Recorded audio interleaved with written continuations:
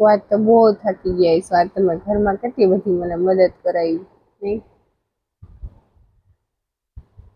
થાક લાગે મને એમ ઘરના કામમાં થાક લાગીને હું કામ કરવાનું છે. એક વાત કહું કેને? તને હું એમ કહું કે તારે શું જોઈ છે તો તું શું માગ મારી પાસે? તમારો સમય.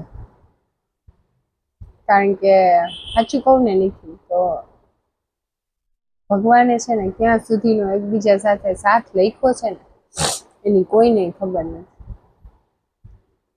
છે ને. પછી ફોટા પાસે બેહીને વાતું કરવી કે આહુડા પાડવા એનો કોઈ અર્થ નથી. હારે છી હારે જીવી લેવાય. સાચી વાત છે. ગમે તેવી સમયની વ્યસ્તતા વચ્ચે પણ એકબીજાને ક્વોલિટી ટાઈમ આપવો કે એકબીજા સાથે ક્વોલિટી ટાઈમ સ્પેન્ડ કરવો એ જ સાચું ટાઈમ મેનેજમેન્ટ પણ છે અને લાઈફ મેનેજમેન્ટ પણ છે.